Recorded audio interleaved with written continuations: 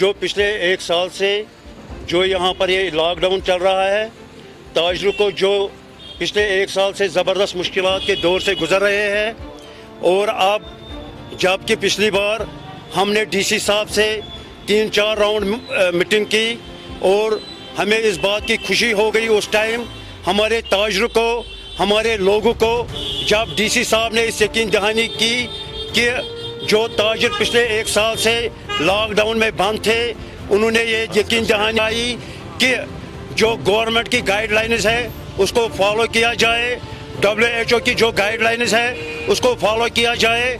उसके बाद जो आखिरी राउंड हमारा डीसी साहब के साथ हुआ, उसने हमें ये यकीन दहानी कराई कि जो भी गवर्नमेंट की गाइडलाइंस है उस पर फॉलो किया जाए और तजारत को बहाल किया जाए। सुनने में आया है कि शायद गवर्नमेंट कहीं ऐसा ना हो कि लॉकडाउन दोबारा शुरू हो जाए, मगर मैं गवर्नमेंट से मोदबाना गुजारिश करता हूं अपनी तरफ से। ये जो शहरी खास एक ट्रेड सेंटर माना जाता है, ये बिजनेस हब माना जाता है, आज ही नहीं पिछले सालों साल से ये ट्रेड सेंटर माना जाता है। लोगों के जो स्टॉक्स खत्म हो गए थे, शहरी खास ने वो सप्लाई दोबारा बहाल की। अब हम रियासती इंतजामिया से गुजारिश करते हैं वो इस बात पर नजरसानी करे, क्योंकि लोगों को इस मुश्किलात नहीं होनी चाहिए। और जो ईद आने वाली है, कुर्बानी की ईद आने वाली है, लोगों को, ताजरों को जबरदस्त बाहर से लाया है।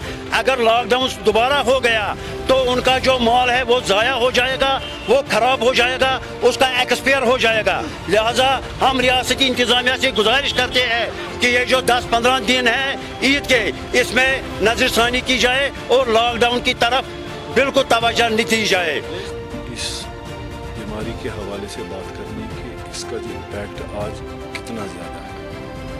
अगर इसमें हमारी जानों को ख़तरा है तो हमारे लिए जान सबसे पहले है और जहान उसके बाद है। इसमें ना तो हम ये चाहते हैं कि किसी की जान चले जाए और हम उस पर अपना कारोबार करें, ऐसा हो ही नहीं सकता। ये हर एक इंडिविजुअल के लिए, हर एक उस इंसान के लिए जो काम करने के लिए जा रहा है, उसके लिए ये ख़तरा है।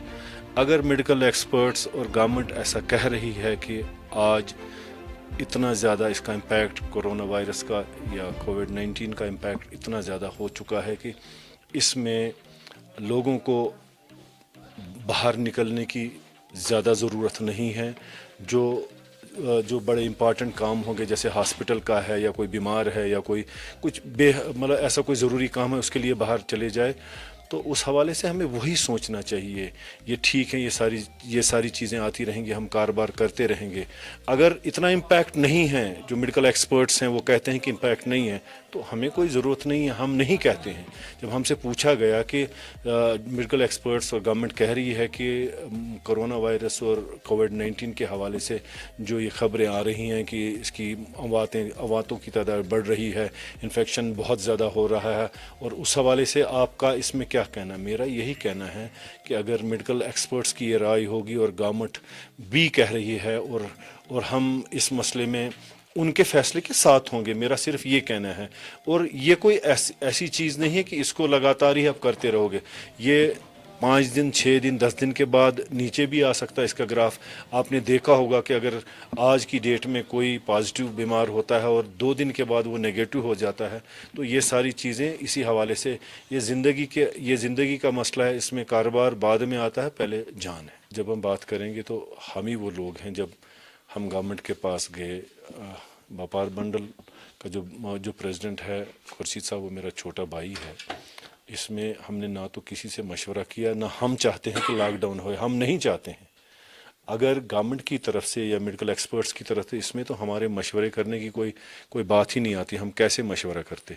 हम ही वो लोग हैं, जब गवर्नमेंट के पास गए तकरीबन 15 दिन हम उनसे कहते रहे, और उस वक्त हालात कुछ और थे, आज के हालात कुछ और हैं। अगर कल ऐसे हालात होंगे तो हम क्यों कहेंगे?